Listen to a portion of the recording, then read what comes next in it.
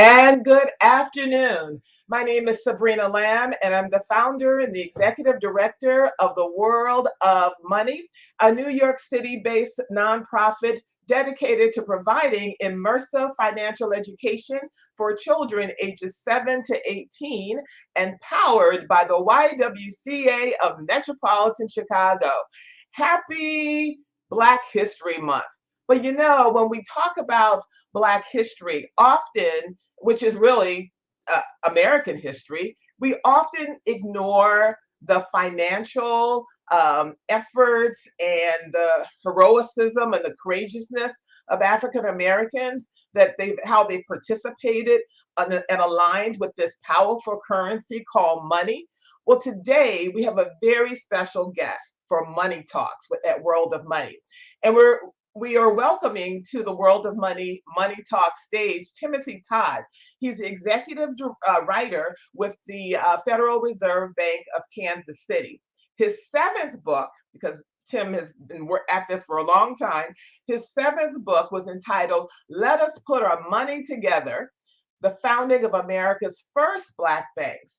Today, Tim joins us to talk a little bit about that and a lot about everything regarding Black banks, to discuss his latest, his eighth book, entitled A Great Moral and Social Force, A History of Black Banks. And stay tuned because we have a gift for all of you. And also, if you have any questions during our conversation, please use the chat, whether on YouTube, LinkedIn, Facebook, or Twitter, because Tim is here to answer the questions that you may have. Welcome, Tim. Thank you so much for being with me. Joining you today. Looking forward to our discussion. Yeah, so, all right, so everyone who's joining us, just get ready to take a trip, because Tim, you're taking us through four cities in the US, and with using the backdrop of which is a lot of the time in the US history in terms of upheaval.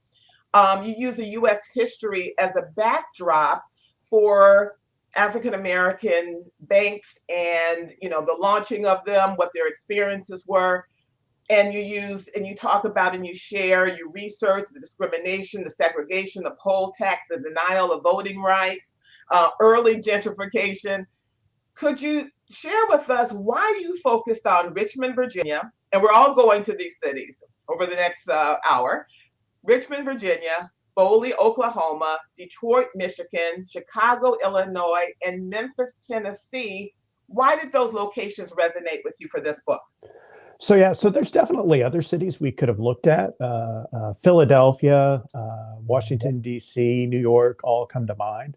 What we were trying to do with this book is recognizing that, as you mentioned in your comments, a lot of this history is unknown to people and it's not been widely made available. And so what we were trying to do was present this in a way that would resonate with a lot of people, make it easily understandable. So we're not going to get into the economic world or the finance world, but looking at communities at key points in time where Black-owned banks were important catalysts of economic opportunity and growth. And so what we did is we decided one way to do this would be to move through history and then identify those cities that move or that align with particular points in time. So Richmond was really the dawning of Black-owned banks in the United States, and that happens after the failure of Reconstruction. So that's going to be in the late 19th century.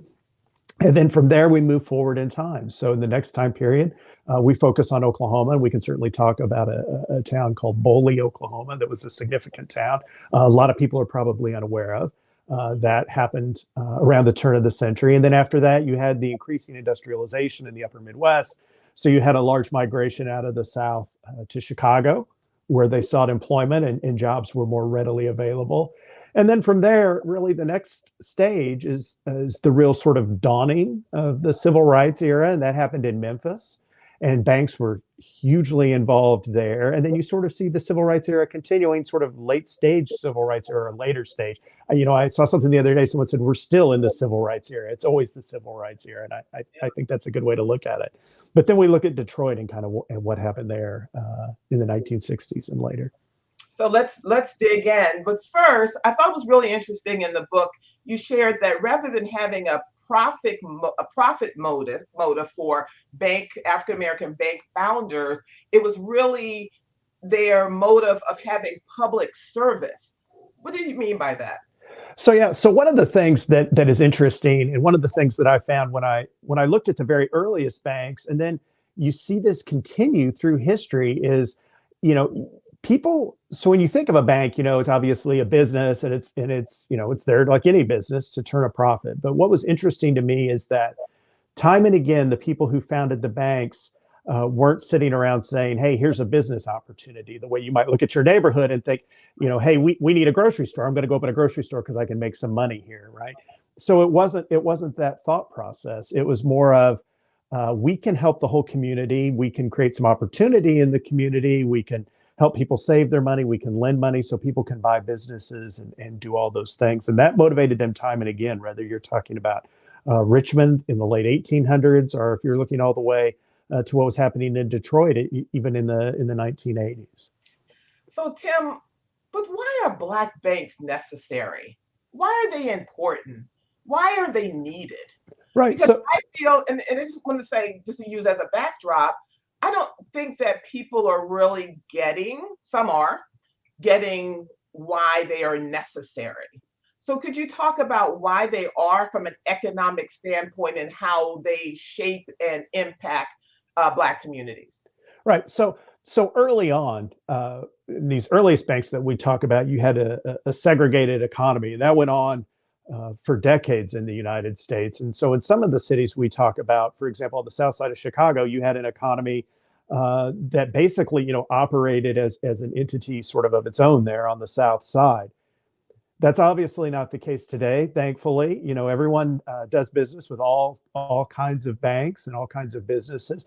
But one of the things that the research shows, and you go and you start looking at the data, is you see that minority-owned depository institutions, is what they're referred to, are MDIs, and a minority-owned depository institution is a Black bank, but it's also a Native American bank, Hispanic American bank, an Asian American bank. Those banks are more likely to be located within what we call minority majority communities. So these are communities with large minority populations. They are more likely to be lending to families for mortgages, so helping people buy homes. They are key lenders in particular to small businesses. So entrepreneurship and business startup and keeping small businesses functioning.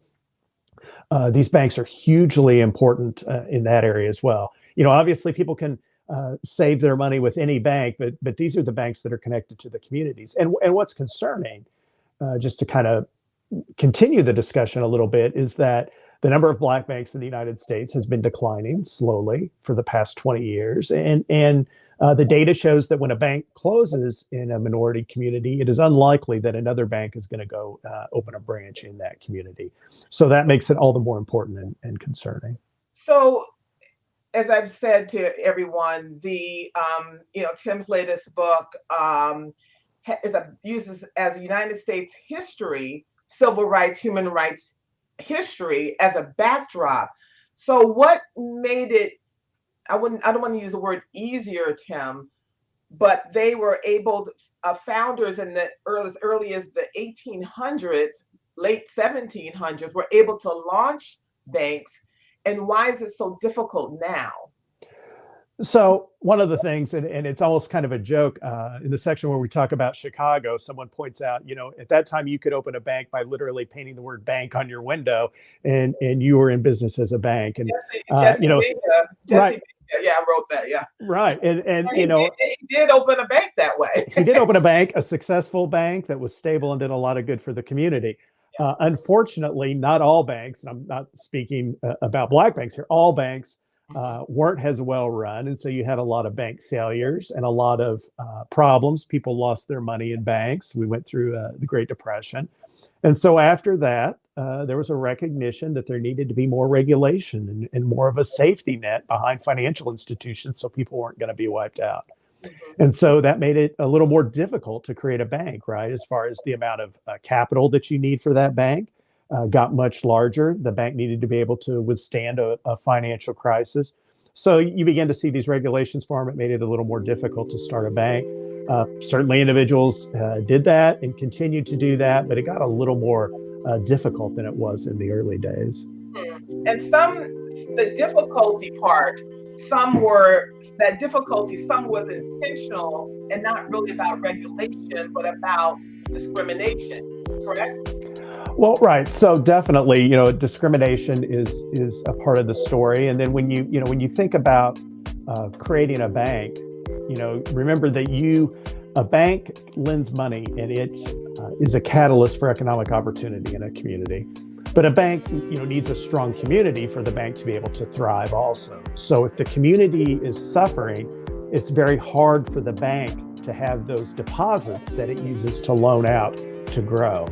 And so you saw in the United States a large number of black banks created starting around 1900 up to the Great Depression. And depending on how you count, what qualified as a bank, probably somewhere between 60 and 100 black banks in the United States. By the end of the Great Depression, you're left with somewhere around 8. And that's a reflection of what happened in the communities where people were losing money. And then obviously, banks are going to get pulled into that as well. And also with the absence of financial institutions, credible financial institutions in Black communities, often those communities have to rely on predatory services such as payday loans, check cashing, rent-a-center, title loans, and they continue to prop up and target these communities that do not have financial services. Right. So those types of firms are what we refer to as alternative financial services providers, and they are. Tim, that's a nice way of putting it. I was going to say that may be a little bit of a nice way of putting it, but these are the kind of places that, they charge a very high, often exploitive rate of interest. In some parts of the United States, they're much worse than other parts of the United States, depending on how active the state is in regulating those firms. But the research has shown what I think all of us have observed who look around our cities, that these firms are more likely to be located in minority communities. And it really becomes problematic when you think about, just at the individual level. If you have a bank account and you are able to save money, that's going to help you in times of an emergency. And so you think about, where I am in the United States, we're having a bit of some people call it a snowstorm. I don't think it's quite that bad, but we're having some winter weather today. And some people's pipes are going to freeze, maybe even, in my own neighborhood, and those pipes are going to rupture, and that's going to do some damage. If you have a bank account and you save money, you're going to be able to hopefully, pay to get your home fixed or fix whatever damage you have, or even beyond that. If you, have a bank account, you're going to have a relationship with a banker. And so you may be able to go there and ask for a loan that's going to get you a far more favorable and fair, more importantly, interest rate than what you're going to get out of some type of payday lender who can really create a lot of problems for you over the long term in that situation. It's amazing. And particularly with the, internet, a lot of these alternative services are doing business in states that it's illegal for them to do it, but they use the internet to leapfrog over state boundaries. Yeah, so the internet, I think, and technology are interesting because I think there can be a good side and a bad side to the technology, right? So being able to reach more people can be good, but I think people need to be more vigilant as they deal with these businesses and look at some of the things we're seeing being innovated right now in the financial system. People really have to be careful and think about what they're doing. I think technology can open a lot of doors, but it also can leave you vulnerable if you're not really careful with what you're doing online. So now often you hear many people talking about generational wealth. And I love the part in your book where you talked about William Pettiford, who launched his bank because he experienced or met orphans who did not have access to their parents' estate. Could you share that story, please? Yeah, so William Pettiford created a bank in Birmingham, Alabama, and he was a preacher down there, I believe at the 16th Street Baptist Church. And he recognized in the community, so at that time in Birmingham, you had an increase in industrialization. You had a growing Black population that didn't have anywhere to save their money. And so he believed very strongly that if you created a bank, people could save this money and then it could be loaned out to the community and create additional. he created the bank, but one of the things that really struck him was a story about a couple children who had been orphaned. And those children, after their parents died, their parents had accumulated some wealth. I don't think it was, a fortune, but certainly a significant wealth for them. And there was no way to pass that money to the children because no one within their extended family, so like an aunt or an uncle or a grandparent, was able to post a bond that was necessary. They didn't have the financial resources. And so that was one of the reasons that he felt it was important to create a bank to prevent situations from like that from happening. And we actually take the title of the book from that. Someone wrote about Pettiford and said, this makes clear that a bank can be a great moral and social force. And I thought that comment really resonated with what he was doing. And it resonated just across history, what you saw banks do time and again, whether that's in Memphis or the south side of Chicago or Detroit. I love this story. Now we're in Virginia now because Mr. Pettiford was in Alabama, Birmingham, Alabama. Let's go over to Virginia and all of that work, particularly done by Maggie Lee Mitchell. And I love the quote in your book where she said, quote, when any of us girls is advanced to making $50 per month, we begin to persuade her to buy a home. And as soon as she saves enough, the bank will help her out. This was in 1903. Tell us about Maggie Lena Mitchell. So first of all, one correction, her last name is Walker. Maggie Walker. Sorry, Walker. John Mitchell was another banker in right. Richmond at that time. No, so Maggie Walker is an amazing individual.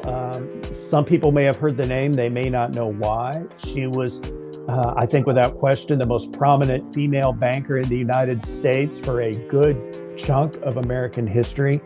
She was involved with an organization that was called St. Luke's, and she created St. Luke's Penny Savings Bank. And basically that bank St. Luke's became an organization that did all sorts of things. So it had some businesses going on that it operated. It did a lot of charity work. And she was really engaged in helping people improve their living condition, improve their living standards and the opportunities they faced. And so she was very active in making sure that people who worked for her and that she engaged with were going to be able to take advantage of those opportunities. And so again, this is another case where you see a bank that's not just interested in making a profit or making a strong business case, is really more of a community uplift type of thing. She's really a phenomenal individual. If you have an opportunity to get to Richmond, Virginia, you can tour her home, which is amazing. They have a visitor center there. It's a National Historic Site. Her bank and some of the others, there were actually 5 banks in Richmond around that time, anchored a very dynamic area known as Jackson Ward in Richmond that was well known by many people, an amazing, thriving Black community at that time. So we're still in Virginia, and I'm joined by Timothy Todd, an executive writer with the Federal Reserve Bank of Kansas City, regarding his newest and his 8th book called A Great Moral and Social Force, A History of Black Banks.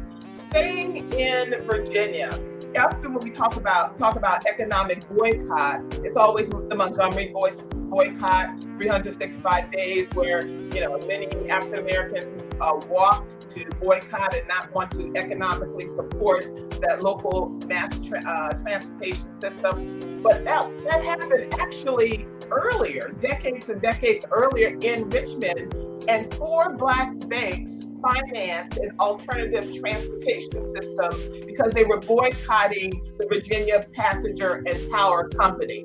Tell us about that, Tim. Yeah, so that's one of the things that I was certainly interested to learn about, is that, as you mentioned, you hear a lot about the bus boycotts, but there was actually a similar issue with streetcars that happened much, much earlier. Richmond was one of the places where that was a very significant issue. And it's kind of interesting to sort of think about this really as sort of the precursor to what we saw later, and you see some of the same things. And so what happened there is you had that similar discrimination on public transportation, and then the banks really stepped up and tried to figure out, how can we work around this? Can we create something for the community that if we pool all of our resources, that we won't have to rely on this other system? And again, this is a place where it really speaks to that community leadership role that was so so much a part of the fiber of these early banks. And they're sort of looking at the community, looking for places where they saw need, and then how could they, because they had access to the resources, how could they step in and make an important difference? And there's right now in New York, in different parts of the country, there is political gerrymandering, redistricting, and so forth. That happened as well as, that's why Jackson District was created. That happened then as well. Could you share with us about that aspect in Richmond, Virginia? Yeah, so there's, without getting into all the details of how the government system was created in Richmond, that ward was basically created and its boundaries were created to be primarily a Black district, because that's where African-American families lived. It was not necessarily, it wasn't shaped, it didn't have like a square shape. It had sort of a shoestring shape. You can go there even today, and if you just sort of walk around and know where those boundaries were, you can really get a feel for how it was kind of spaced out. So that's how that district came to be. It was a political process that drew that district because there was significant Black population in other geographic regions of the city, and it was sort of putting them all together in that one ward or voting district. And we're taking your questions, everyone. And we have a question in the chat from David Youngblood. He writes, to what extent can or does the U.S. Treasury use African-American private equity owners and banks with taxpayer dollars to invest? Who gets to invest taxpayer dollars? First, I need to say that I'm part of the Federal Reserve and we're separate from the Treasury. So just to make that clear. So I'm not privy to nor involved with how Treasury makes their deposit decisions and where they put their funds. Related to that, what I can say is there's a program that started, I think around 1970, called the Minority Institution Deposit Program or something like that encourages government entities to deposit their funds with minority-owned depository institutions. So this could be, your local government. Where do they deposit their money?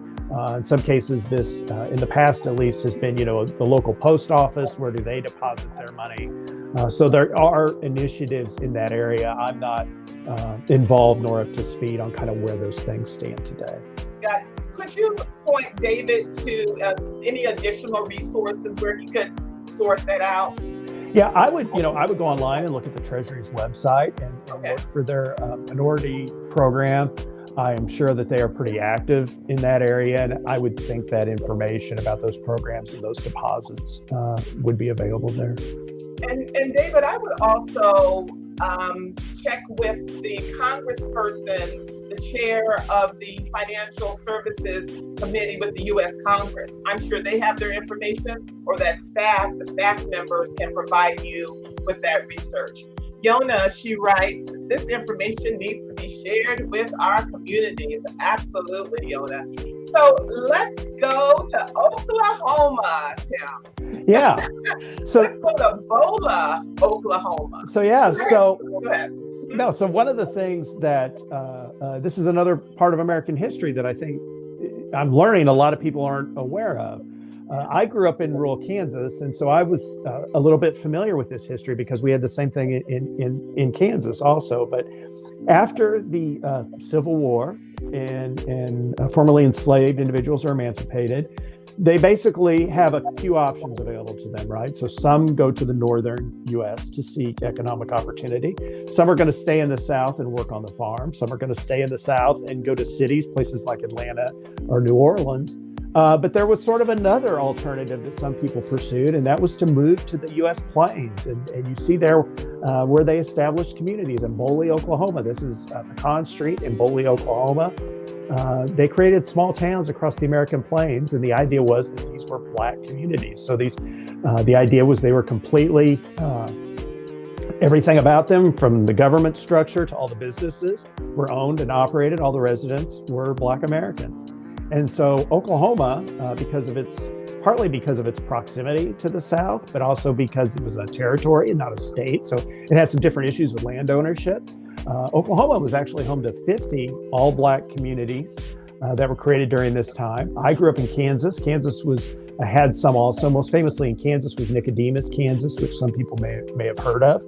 It was fairly prominent. That was in western Kansas, and then you also had some in Nebraska and parts of Colorado as well. But Boley, Oklahoma, was really a well-known community on a national scale, and was really sort of held up as a shining example of what a community could be. And so it had a number of businesses. It had a very large building. It had a 3-story building that at the turn of the century was considered the largest building in eastern Oklahoma. I think it had 80 some businesses early in the 1900s. It actually, for a time, had 2 banks and then briefly 3 banks. The first nationally chartered Black-owned bank in the United States was actually in Boley, Oklahoma. So there's a very rich history there of a community that was very vibrant and well-known. There you see that's Farmers and Merchants Bank there of Boley, Oklahoma. The bank president standing, Mr. Turner, standing on the front step there. Some people have heard of Boley. There's a story that comes around every so often about this bank was actually robbed by, if you've heard of the gangster, I guess, Pretty Boy Floyd. One of his associates robbed that bank. So that story gets some attention from time to time, and it's unfortunate that people focus on that story and not really the story of a very vibrant, bustling, growing community for that time, sort of before industrialization, a heavy agricultural economy, and sort of those types of things that are going to sort of prevent Boley from recognizing its potential as people begin to move to larger cities for factory jobs, the type of jobs that Boley was just unable to provide. Taking your questions for Tim and Todd. Please put them in the chat, whether you're on YouTube, Facebook, LinkedIn, or Twitter. I'm fascinated by that whole so-called migration. That's kind of an easy word. A lot of African Americans left the Deep South to escape persecution to move to Oklahoma to form these 50 all-Black towns. There was a quote in your book saying that they wanted to move there, or they moved there because there was a land where they were free and their rights were respected. And a bank was formed to fund these Black homesteads. Tim, could you talk about that in the West? So the creation of a bank there is very interesting in that where you saw banks created in other communities, you often had a connection. So in Birmingham, you had a connection to a church, for example. And some of the banks in Richmond, the Maggie Walker Bank is connected to another organization that is doing work in the community. But here in the West, you're creating banks that are basically reliant on that community, and they're going to lift up that community. So it's a little bit of a taller order. You don't really have that organizational safety net to fall back on. And so that was very key in bringing business and individuals, families, all those things that are needed that make a community a community. The banks were really at the heart of that, and really these communities don't develop without those banks. It just simply doesn't happen. And I'd like to double back too, because you are exactly right when you talk about, migration is kind of a nice way of putting it. We cannot overlook that if you were a Black banker in Richmond, Virginia in 1890, or you were, anywhere else, largely in the United States for much of this history, you were at significant physical risk. And high-profile individuals who were running banks probably faced even more physical risk. And so we talk about that in the book, and it's a painful history, but it's important, I think, for people to understand that I don't think it's too much of an exaggeration to say that some of these early bankers were very heroic in the risk they were willing to take. And in your book, Booker T. Washington was quoted regarding Boley as the most enterprising and notable Negro town in the United States.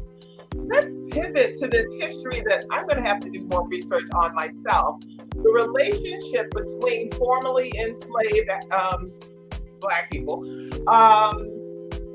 and the Native Americans, the Choctaw, the Chickasaws, the Creeks, and the Seminoles. That was a complicated relationship. And how does that connect with Black banks and economic prosperity? Right. So Oklahoma in particular has a very rich and dynamic history of all types of diversity. I think more than many people would understand if you haven't really become engaged with it. it's very complicated to sort of get into the different Native American tribes after they were forced along the Trail of Tears out of the east and into Oklahoma territory.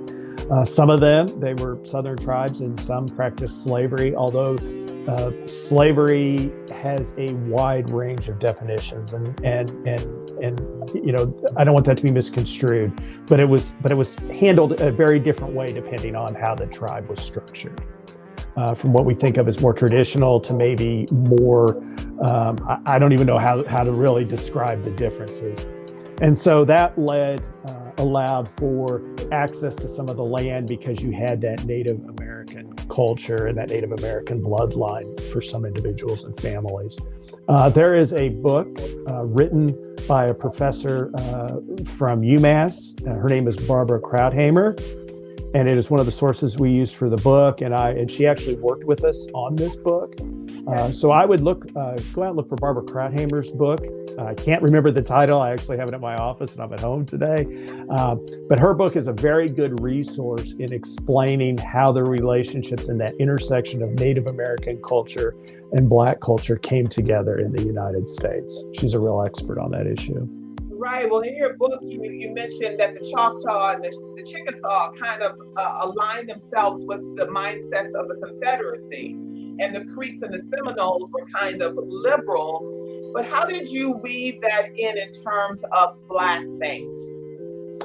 So as far as, you know, I guess I'm a little, I don't know, it's a little difficult to explain as far as the question, but it's definitely an important part of it, and sort of understanding the community and the landscape and all the things that were going on at that time in that place. It's a very complex intersection of different cultures.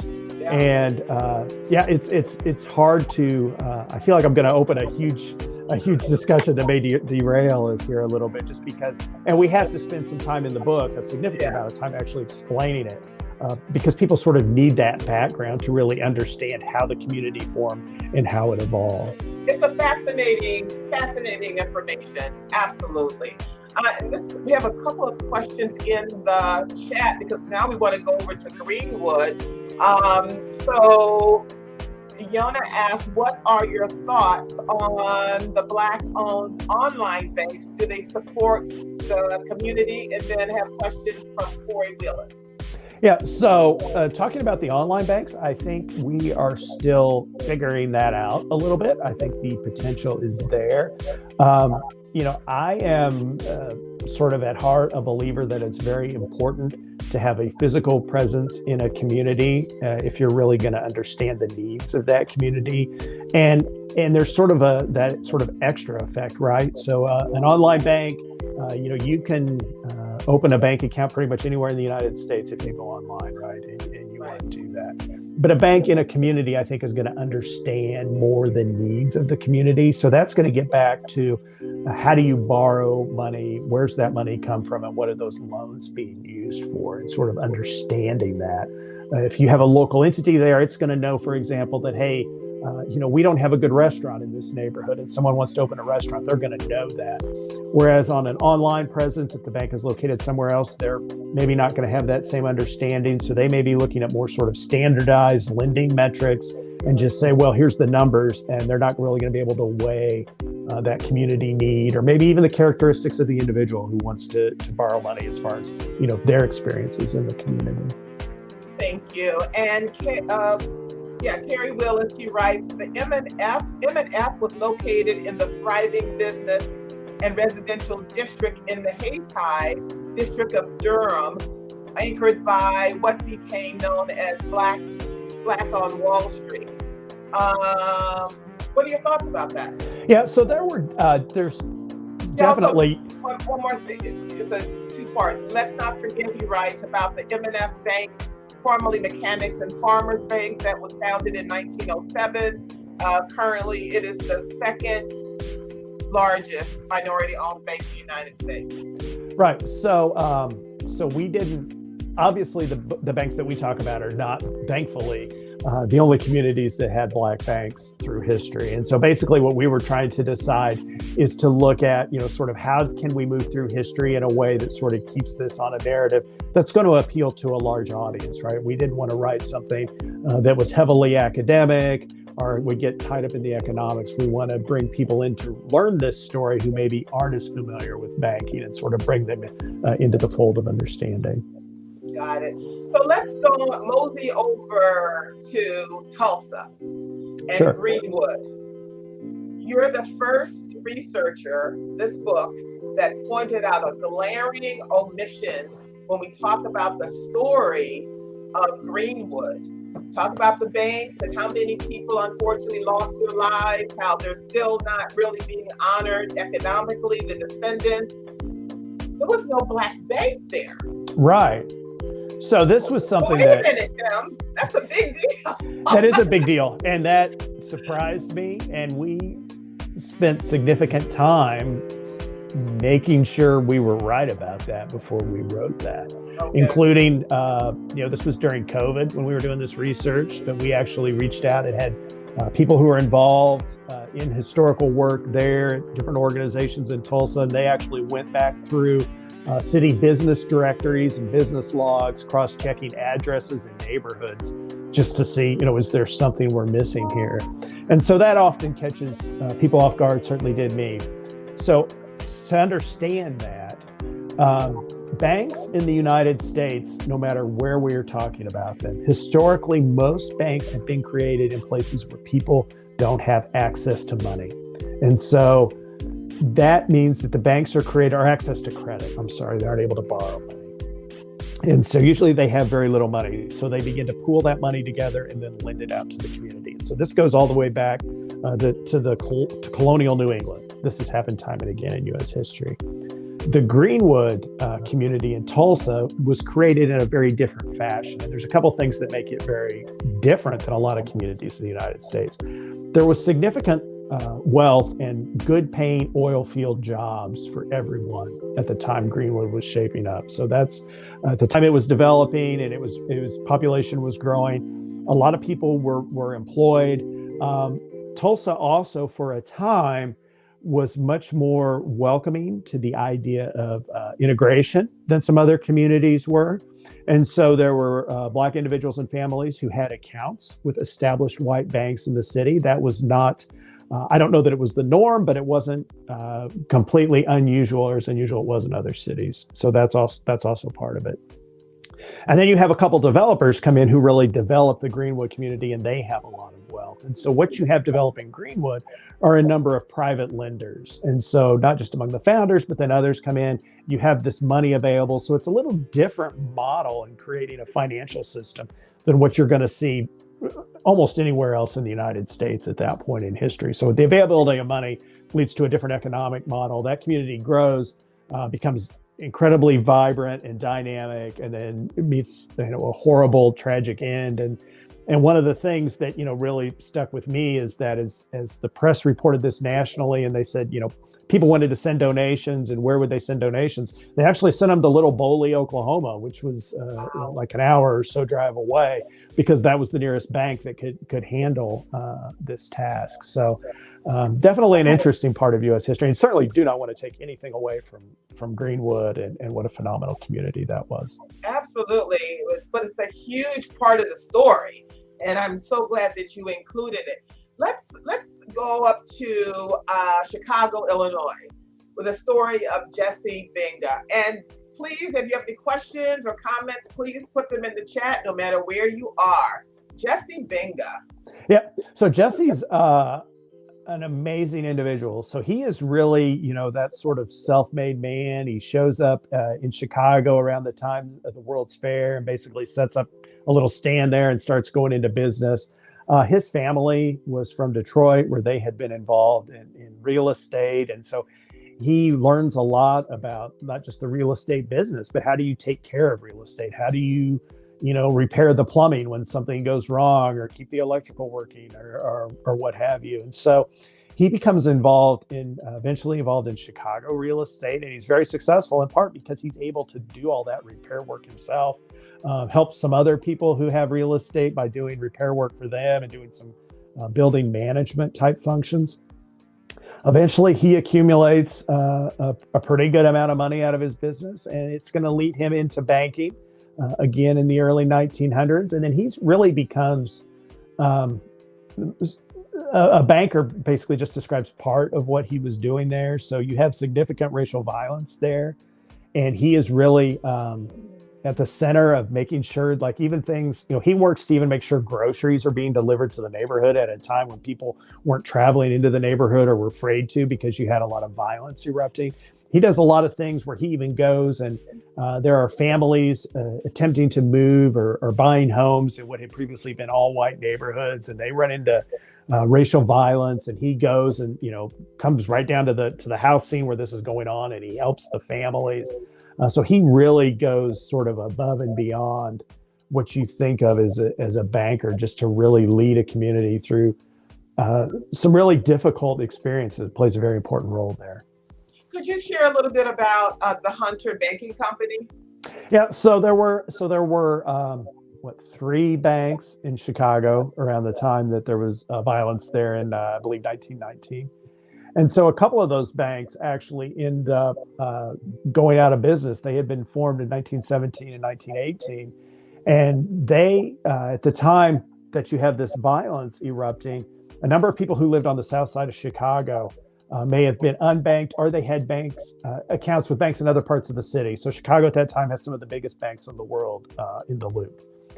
And so people who were in the neighborhood did not feel safe leaving the south side to go and get their money. And so Hunter and another bank and Binga, to a degree, they began basically providing people with money to help them, feed their families and pay their bills and do all that type of thing, basically lending to them without knowing if those people are even going to be able to repay that, or what money they might have in a bank account somewhere else. So again, this is a case where you see a bank putting itself out in a community leadership position. It's eventually going to create problems for Hunter, because they're going to end up extended, and then there's going to be a turn in the economy, and all this is sort of going to come crashing down around the same time. So it ends up being a tragic story, but I think it's also one that shows the sacrifice that takes place at a time when someone needed to step up financially. Thank you. And while we're in the Midwest, let's go over to Detroit. What was your favorite, most impactful story or experiences coming out of that research in that city, with the backdrop of the Ford company and all the employment, and then losing that company? Talk about Detroit. Yeah, so Detroit is a very interesting city in a lot of ways, and I think there is I don't know, people sort of look at Detroit as it's a unique situation. And in some ways it's unique, but in some ways it's reflective of a lot of the rest of America, almost in microcosm too. And so there you had Henry Ford, who has his views on race are I think well known and disturbing, but also, he paid his employees relatively well and created economic opportunity. So it's a very complex story with him. But Detroit was a key point for Black individuals and families, again, on the Underground Railroad. And so there's a very rich history there, because it was a jumping off point to get across and into Canada, just across the water from there. And so there's a long history there. But there's a lot of things about Detroit that I think are really interesting and kind of fun. If you look at Don Davis, who ran a recording studio there and worked with Aretha Franklin and all sorts of people. And he recognizes an opportunity and a need, and he gets in banking in 1980, says that the recording artist had run him out of the studio, that he needed to go do something else with his time. And one of my favorite things about him is the first recording. He started as a guitarist, and he replayed it on the song Money. Was actually his first sort of big break as a guitarist. And so I think it's kind of neat that he had that connection in his life, and just a very interesting individual and a very interesting story. Joined by Timothy Todd. If you have any questions, please put them in the chat. Would love to hear from you. In the short time that we have left, let's go down to Memphis. And I love the story of Wayne Cox and how the Memphis Tri-State Bank merge with Liberty Bank in New Orleans. Do I have Yeah. that story accurately? Love to, yeah. Yeah, so that merger's going on. I don't know that it's been completed yet, but it's in the works right now. Liberty Bank, people can learn a lot about Liberty if you go back and you look at the archives of the New York Times and you look at what Liberty Bank did around Hurricane Katrina, which probably for some of the audience is going to feel like a long time ago, not so long for some of us. But they did a lot of that same type. Liberty did a lot of the same type of things we were talking about in Chicago with providing money to the community at a very difficult time. And then you have, of course, the Cox family and some of the stuff in Mississippi that they were involved with. And then you see the stuff that happened in Memphis with the creation of Tri-State Bank. Tri-State is actually the bank pictured on the cover of the book, and a very important institution in the civil rights era. So they did a lot of work. Some of their employees were involved in some of the landmark cases to expand civil rights. They did things like operate at extended hours during times of protest or activism because people were being arrested for going out and demonstrating. And so they would help bail people out. They would provide funds for that. Any number of meetings to plan a demonstration were held in Tri-State's offices. They did a lot of work.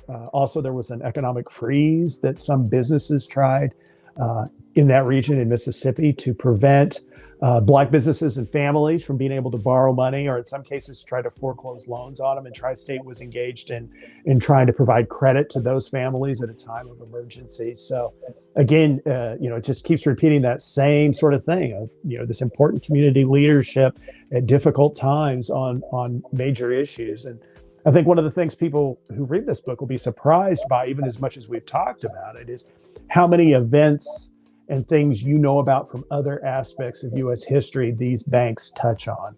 Martin Luther King, Dr. King in Memphis, and you see the bank there with him. The last speech he gives, he's actually talking about Tri-State Bank. And so, there's a lot of connections to U.S. history, and that was one of the things we really wanted to do, is not just talk about these banks as sort of isolated financial institutions, but talk about them as part of a community and a broader landscape in the United States. Just amazing. So we're about to wrap up, but before we do, could you share the perspective of Andrew Bremer, who he was and his perspective? He's African American. His perspective on the relevance of Black banks. Yeah, so Andrew Bremer was a member of the Federal Reserve's Board of Governors. He was African American. He made some comments. Unfortunately, I think his words kind of got twisted initially when he talked about Black banks, but he raised an issue that I think, as we look forward and we start talking about solutions, that I think remains relevant in a way today. And that is that many of these banks, there are about 20 African American banks still in business today. They are small banks.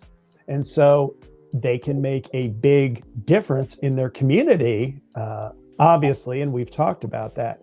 But when you start talking about the world more broadly, and we start looking for equality in communities that don't have those banks, sort of how can we achieve that? And so I think the issue he was trying to get at, it got a little misconstrued, is that other very large banks, the banks that have since become known as too big to fail, is there a way to get those banks to do more within these communities that need the help, is what he was trying to say. And I think the press kind of jumped on some things he said at that time and kind of spun it a little bit out of control. The press jumping on things? The press does that. But, I think, but related to that, I will say, I think, as we think about what can other banks do, all banks, not just talking about banks that have Black ownership.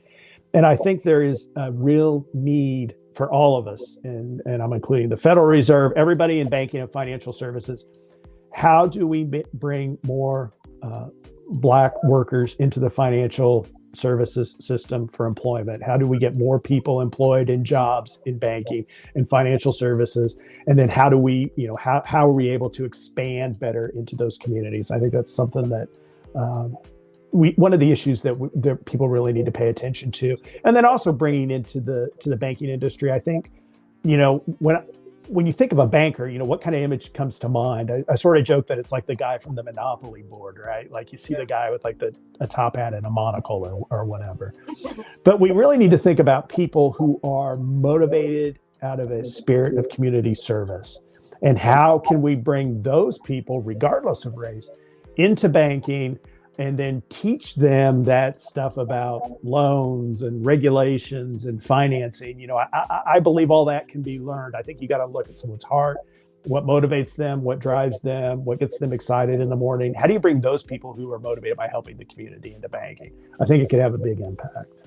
Well, Timothy Todd, calling you Timothy because your mother would appreciate that. Oh, yes. Thank you so much for joining us. Thank you for dedicating time and resources and for this very, very important research. And Timothy Todd has a very important gift for all of you. How can everyone get your book? Yeah, you go to the Federal Reserve Bank of Kansas City's website, kansascityfed.org, and you can order a copy of the book for free. We make this research available to anyone who wants it. You can go out there and you can download the PDF if you want to read it electronically, or you can request a book and we will put it in the mail for you. That includes the current book, A Great Moral and Social Force, and then also the book about the first banks, Let Us Put Our Money Together. We are more than happy to share those as an educational resource. I will tell you, we're a little bogged down in trying to get the printing, so it may be a few weeks as they're cranking these out as fast as they can. But if you go there's a form you can fill out, and we'll be more than happy to send it to you. Everyone, grab the link or write it down, a free PDF or hard copy of the book. Go to kansascityfed.org. And for all of you parents, before we go, World of Money, we are registering online as well as in person for our 17th annual Youth Financial Education Training Institute. Just go to worldofmoney.org for complete information. Timothy Todd, thank you so much for joining us. He is the executive writer with the Federal Reserve Bank of Kansas City. His latest book is A Great Moral and Social Force, The History of Black Banks. Thanks so much, Timothy. Be well. You too. Thank you.